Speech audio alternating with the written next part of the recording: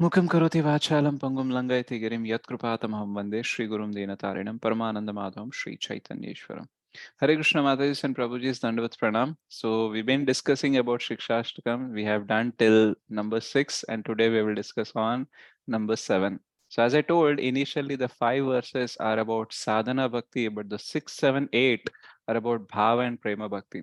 So many times it is very difficult to relate with these verses. Even I, being in a sadhaka stage, I also cannot relate much.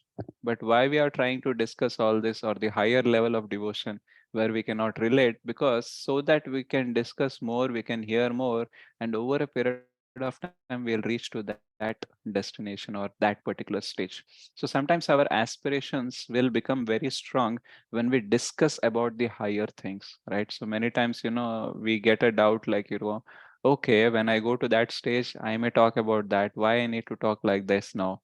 So actually, we will go to that stage only when we start talking about it. Right. So we'll try to see this verse. It is a very beautiful verse, and there are a lot many points which are to be discussed. I'll try to summarize as brief as possible.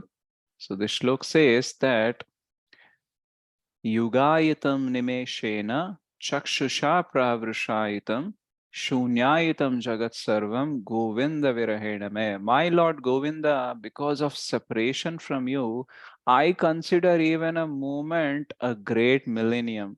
Tears flow from my eyes like torrents of rain, and I see the entire world as void. Right? So it is being said, Nimishena means 1 by 12th part of a moment or a second is actually Nimeshana, and that looks like a millennium. And because of that, my eyes are shedding tears like a torrents of rain, right? So actually, even if we cry a lot, how much water will come out? But the devotees who are having deep love and separation from Krishna, they shed tears like torrents of rain. We see in Vrindavan there are sarovars, right, which are formed because of the tears, like Prem Sarovar and all. So that will happen when we have that kind of ecstatic love and that kind of separation from Krishna. And then Shunyayitam Jagat Sarvam. The whole world looks void. Void means nothing is there, right? So when all this happens, Govinda Virahena me, when I'm separated from Govinda. So if all of us are given a choice whether we want to be happy for an hour, for one day, or eternally, then all of us, without thinking, we will choose eternally. Because none of us want to be happy for some time only. We want to be happy all the time. And that is why we are struggling. Whatever we are doing in this world, whatever we are doing in our life, we are trying to be happy, to become happy. But most of our plans are actually frustrated. Why? Because we are trying to make ourselves happy by using the material things, by using the material world only, right? But actually, if we want to be happy, we have to understand that we are soul, and the soul can be happy only when it is associated with the supreme soul, that is Krishna, right? So we are part and parcel of that supreme whole, and when we are attached to him, when we are in association with him, then only we can be happy. So, knowing about what is love and love in separation means, and the ways to reach that exalted stage of love, we can actually progress much rapidly and surely in Krishna consciousness, and we can attain Krishna. So, for a devotee, Krishna, three features he knows, but he chooses the third feature. Like Srimad Bhagavatam says, Brahmeti Paramatmeti Bhagavan iti Shabdyate. So, as a impersonal Brahman, everywhere he is spread. Okay. And as Paramatma, he is there in everyone's heart. But actually, the third feature, the Bhagwan, especially the two-handed form of Krishna, is very, very dear to a devotee, right? Actually, Uddhava, when he was given an instruction from Krishna, like, go and visit Vrindavan and pacify the Brajavasis because they are having separation from me, then Uddhava thought, like, okay, I'll coach them how they can feel about you, how they can feel your presence, even though you are not there, because you are everywhere. Brahmeti Paramatmeti, that feature is also there, no? So I'll try to coach them on that. But when Uddhava goes, rather than giving them coaching, he gets the coaching that how they have to feel the separation or how he has to be. So he says, like, I thought I'm a devotee, I'm in an exalted stage, but actually I am nothing in front of Brajavasis. So actually, the devotees who are like Brajavasis, they say like, you don't talk with me about this this impersonal Brahman, this Paramatma and all. You forget about all this. I want Krishna in front of me. I want to be with him. If he is not there, you don't talk about anything, right? So when we are practicing the spiritual practices that we do, sadhana bhakti that we do, in that what we are trying to do is we are trying to feel the presence of Krishna even in his absence. Actually, Krishna as impersonal Brahman is everywhere, he is there. As a Paramatma, he is there.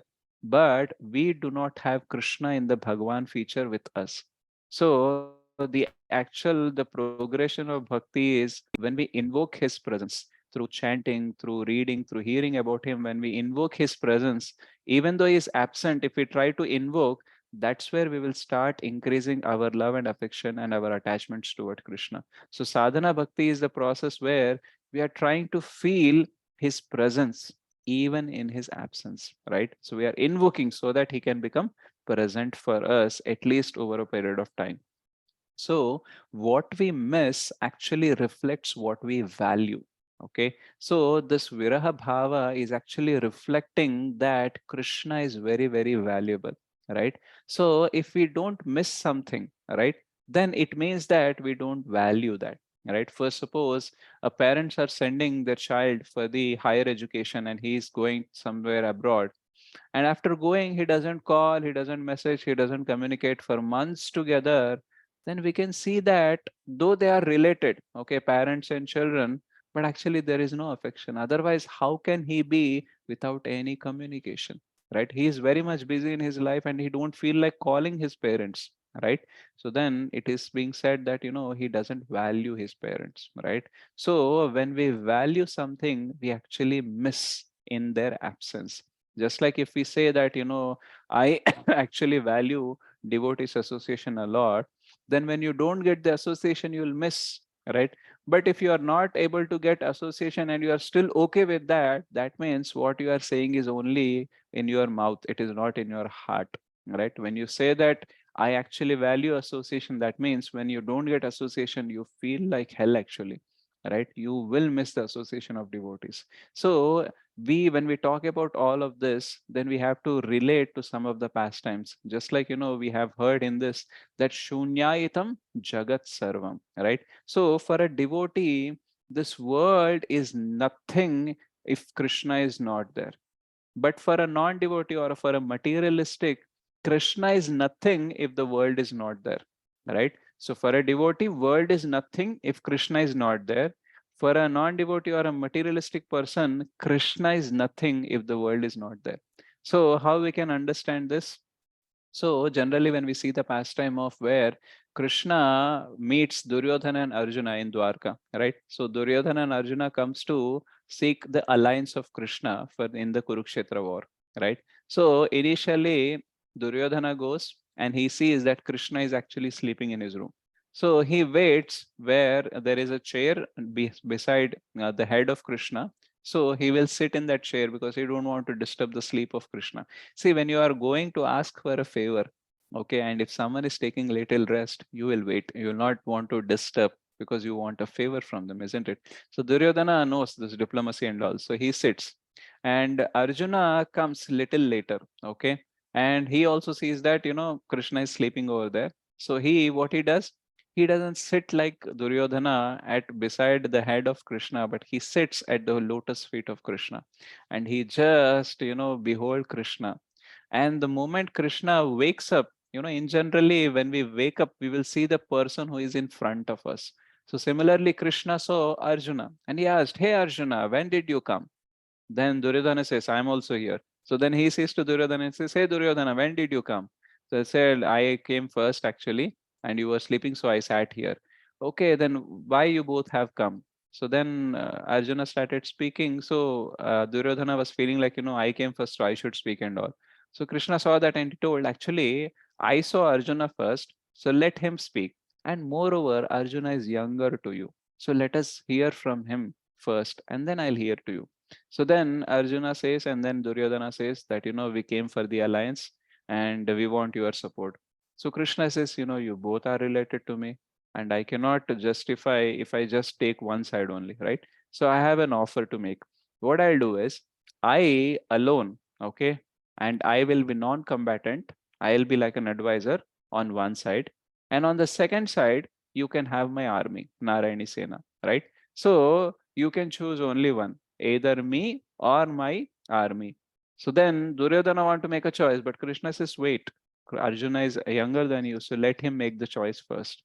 So while this is happening in a fraction of second, Duryodhana started thinking, I am almost lost, right? So a choice is given to Arjuna. So if he chooses Narayani Sena, what is left for me? This Krishna who will not use any weapon also, right? And who needs his advice? I know everything, so I don't need him. I actually need Narayani Sena. So I feel like almost lost because Arjuna might take Narayani Sena.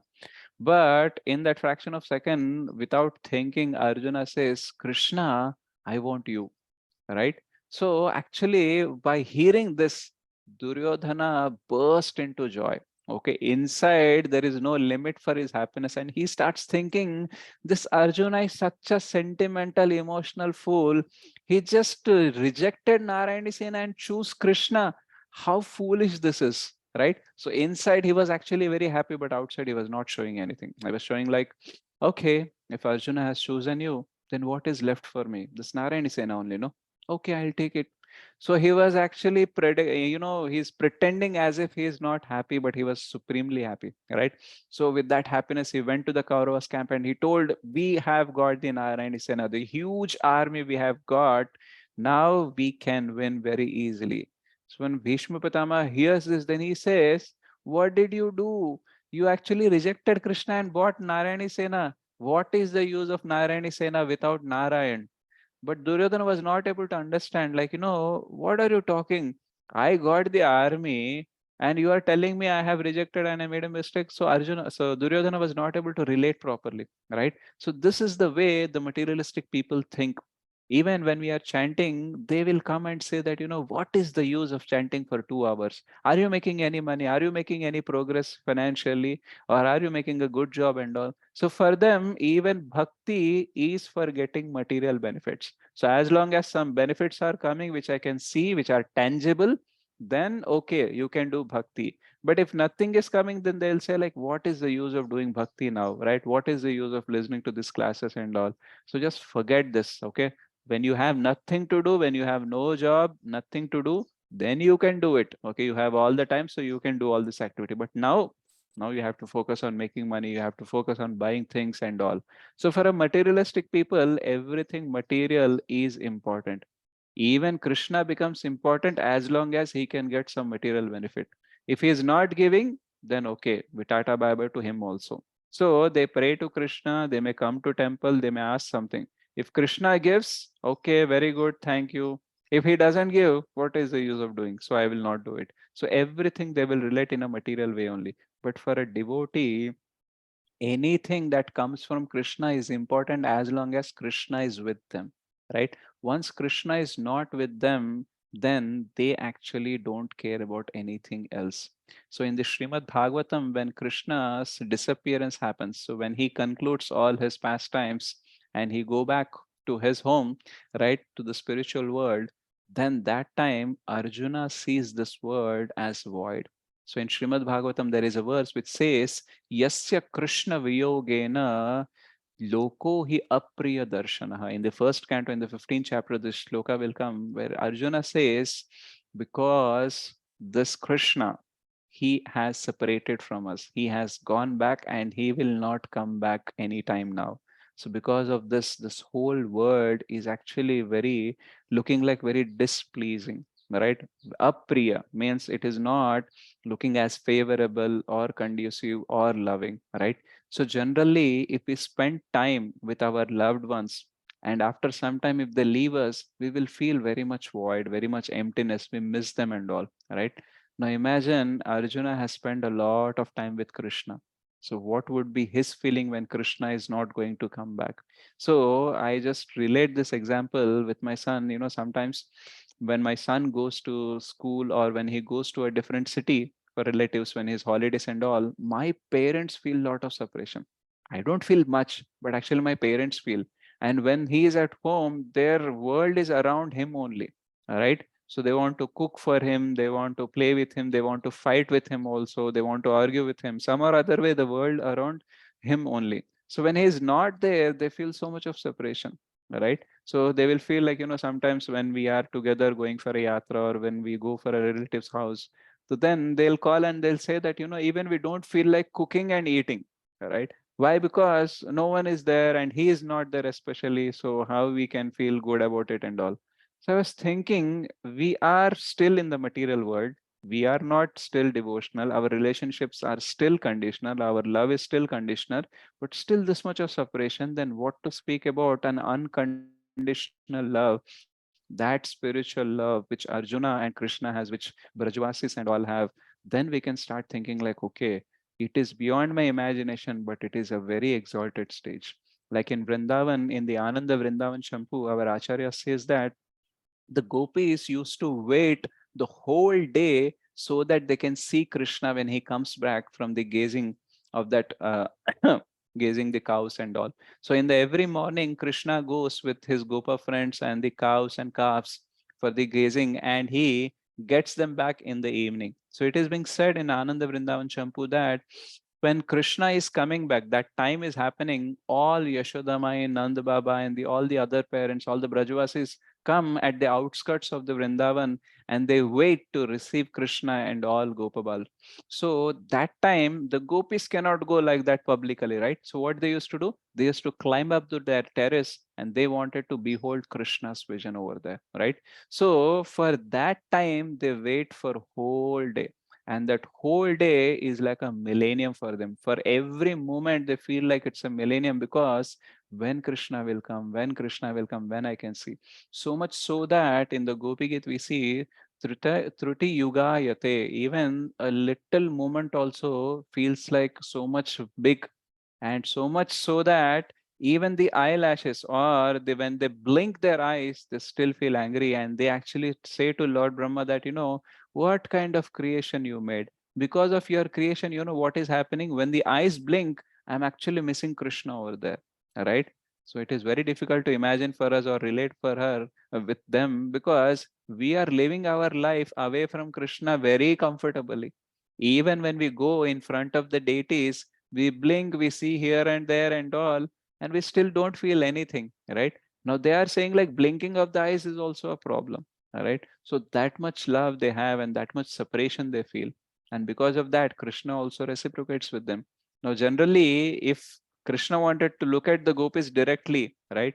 But if Balramji is with him, so Balram is a elder brother, right? So he feels shy to look at the gopis when Balram is there. So what it says, what he does, he will walk slowly, and Madhumangal and Balramji is calling Krishna, Krishna, come fast. Mother might have cooked. Let us get fresh up and let us eat. So let us enjoy over there. And Krishna actually wanted to reciprocate with the gopis. And if he walks very fast, what will happen? He cannot be able to reciprocate, right? So he tries to walk slowly. And Balram is calling, Madhumangal is calling. So some or other thing he has to say, na? So we'll say like, I'm very much tired. So I'll come slowly. You go fast. So then they go fast. He slows down and he reciprocate with all the gopis, right? He tries to satisfy by giving his glance back to them. So they've been waiting throughout the day. So he want to reciprocate with them. So the love of Brajavasis or the great devotees for Krishna is so much that they don't want anything. Even a glance from Krishna is also great for them. So they want to see Krishna and they want Krishna to see them. So that is their love. And when we talk about all these things, we feel like how this is possible and all. Why? Because we are like that little Duryodhana who are interested in only what is coming from Krishna, right? What Krishna is adding to my values, what Krishna is adding to my property, what Krishna is adding to my money, what Krishna is adding by my comforts and all. So all of this we are interested. That is why we are not able to relate. But actually, when we increase our devotion, then we will also start relating with this and we will also feel separation. Now, if we want to increase our devotion in that level, then what we have to do? We have to consciously think about all these special devotional memories. Like, in this material world, To think about material enjoyment, it is very easy. What thing can give us what enjoyment, we are very clear about it, and we still remember that this thing in past has given me enjoyment, and if I do it again it may give me enjoyment again. So this thing, this thought process is very easy, because we are in the material world. Our consciousness is material, so that is why material things we can think easily, right? But to think about devotional things or spiritual things, or to remember the spiritual happiness, it is very difficult. When we are in bhakti, we get so much of spiritual happiness in moment by moment, right? Just like when we are in a yatra, we get some good experiences, right? And we start feeling like actually Krishna consciousness is everything, right? I should dedicate my life to Krishna consciousness. I should increase my service. I should increase my intensity in bhakti. All this feeling we will get because we get that bliss, the spiritual bliss for some time, for a little moments. Okay. But once we come back, we forget. Sometimes we are in the temple, the kirtan will be so ecstatic that we forget the world and we feel like this is the thing, right? But after some time, we forget. So we have to awaken those memories very strongly. Then only what will happen? We will get more desire to experience that again. So for material enjoyment, we need not put effort. Okay. Once we remember it, once we see it, the awakening will happen, the emotions will awaken. But the spiritual memories will not awaken so easily. So what we have to do, we have to deliberately awaken them. So when we awaken them, what will happen is we will start getting purification, right? So in general, in bhakti, we talk about, you have to get purified and all. So what is the definition of purification means? We generally find or try to find happiness in material things. Purification means we will start finding happiness in Krishna consciousness, right? All of us have some definition of what happiness means. Happiness means eating good food. Happiness means watching a movie. Happiness means going to beach, whatever. All of us have certain ideas of happiness. And when we become purified, now this is like, our default definition is changing. Earlier we used to think like, if I want to enjoy material things, I need it. Now we will say like, even though I don't have material things, if I have Krishna consciousness, I can still be happy, right? So we'll start looking for happiness by doing Krishna conscious activities. Okay.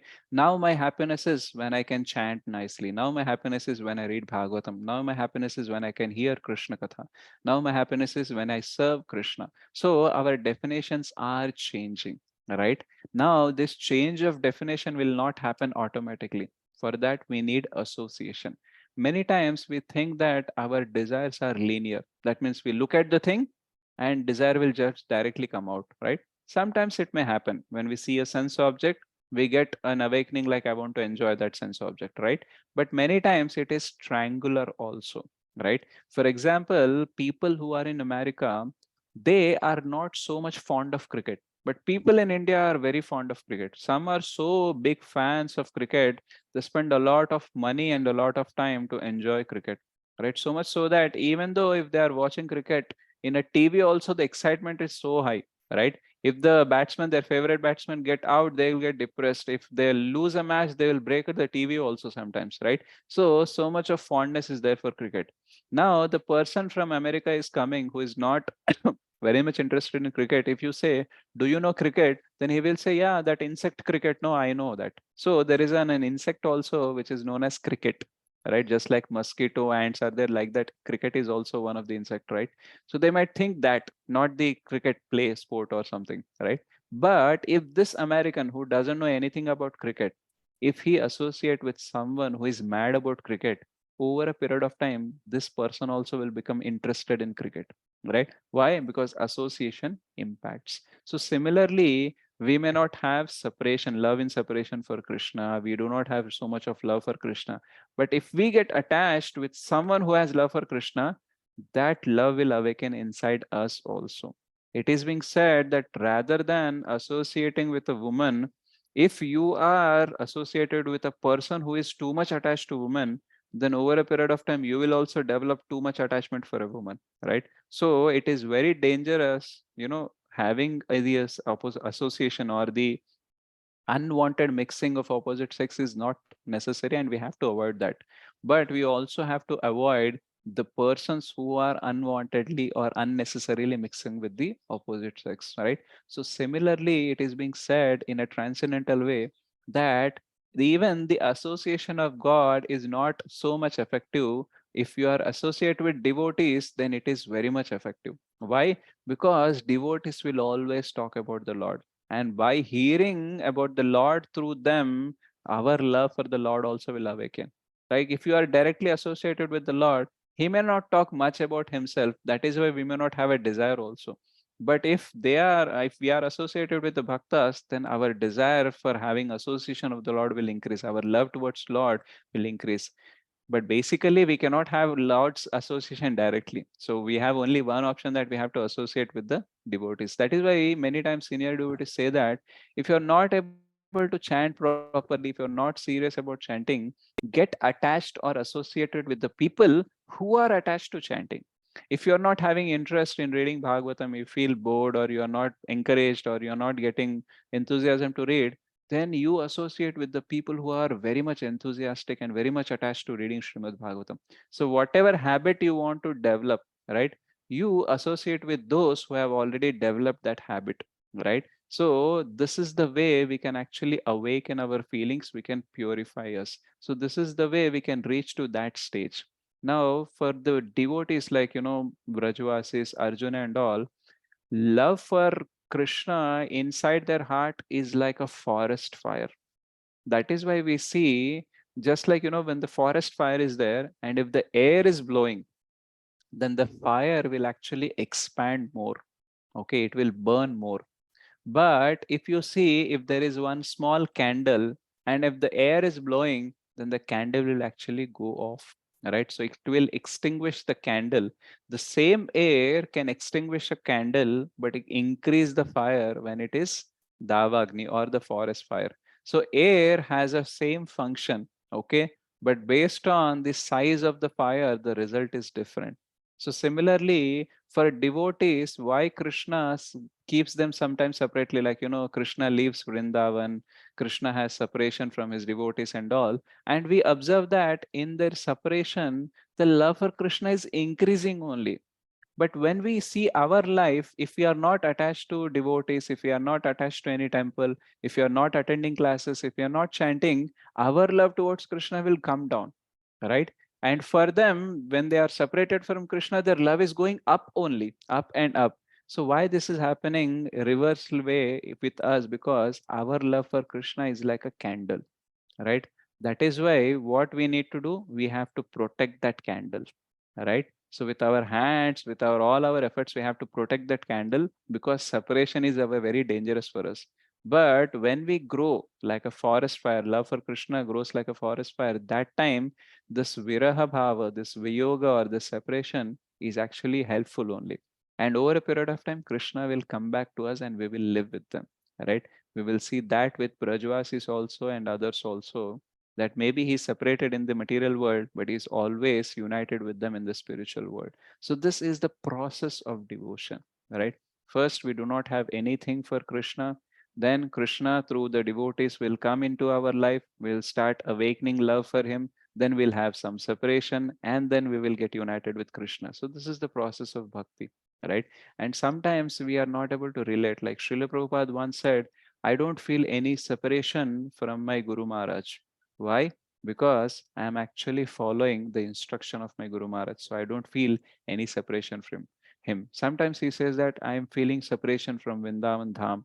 Why? Because everyone over there is celebrating Gaur Purnima and I am alone here. Here in the America, no one knows about Chaitanya Mahaprabhu. So in the initial years. So one time he says I am feeling separation. One time he says I don't feel separation.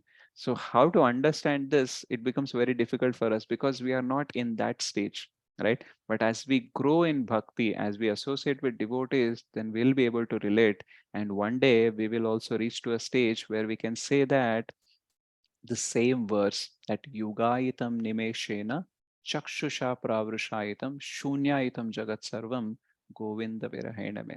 So, what all things we have learned today? That if we want to get associate with the Lord, then that is the only way that we can be happy forever. And if we want to get associated with the Lord, we have to increase or develop our love.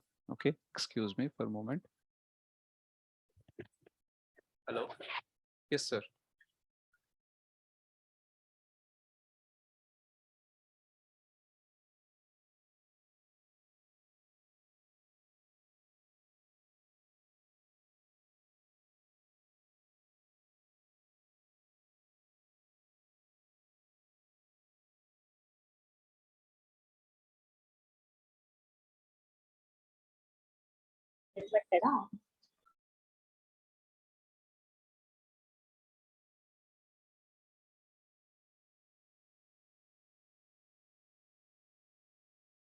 Sorry, one courier guy was there. Okay, so we have learned that, and we have seen that how for a devotee the world becomes nothing without Krishna, and for a non-devotee or for a materialistic person, Krishna is nothing without the world. And we have seen the example of Arjuna and Duryodhana. And we have also seen like how Arjuna feels apriya darshana. That means the world becomes very much void without Krishna.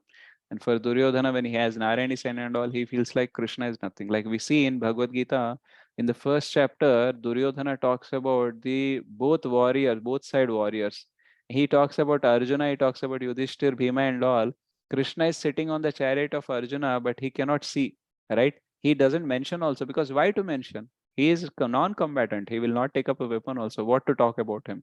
So, but actually, Krishna without weapons also make sure that Pandavas win. So actually, it doesn't matter whether Krishna is with weapons or without weapons, right? If Krishna is there, the victory is guaranteed. So similarly, a devotee knows that, whether Krishna give me anything material or not, it doesn't matter as long as he is with me. That is why the devotees say like, I don't want anything. I want you only, right? So, and it is very difficult to get Krishna. If you want some money, some fame and all, you can get it very easily, right? But if you want Krishna, it is very difficult, because when Krishna, if we show our desire to have Krishna, he will test a lot. And once he gives himself to us, then he is our, what you say, when we have Krishna, the devotees are so much love they have, that Krishna becomes a tool in their hands, actually, right? So they can do anything with Krishna. You see, sometimes, Yashoda Mai runs behind Krishna to beat him also, because he was so naughty. And Krishna is running, right? And sometimes Krishna becomes a charioteer, the driver of Arjuna and all. So when Krishna gives himself to his devotees, the devotees can do anything with him, right? Of course, devotees are wonderful. They will always serve Krishna. But the thing is, before Krishna wanted to give himself to the devotees, he will test. And that is why it is very, very difficult. And the devotees want Krishna only. They don't want anything else from him.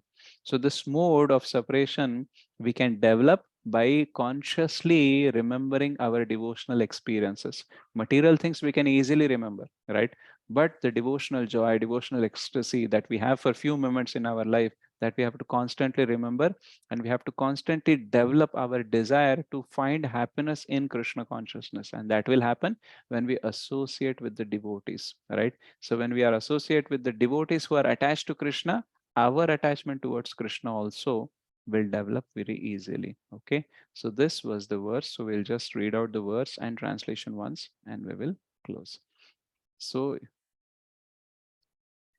युगायितं निमेषेण चक्षुषा प्रावृषायितं शून्यायितं jagat sarvam Govinda virahena me. My Lord Govinda, because of separation from you, I consider even a moment a great millennium. Tears flow from my eyes like torrents of rain, and I see the entire world as void. Shri Shri Shikshashtakam ki jai, Shri Chaitanya Mahaprabhu ki jai, Srila Prabhupada ki jai. Thank you so much. Hare Krishna. Dandavat Pranam Mataji and Prabhuji.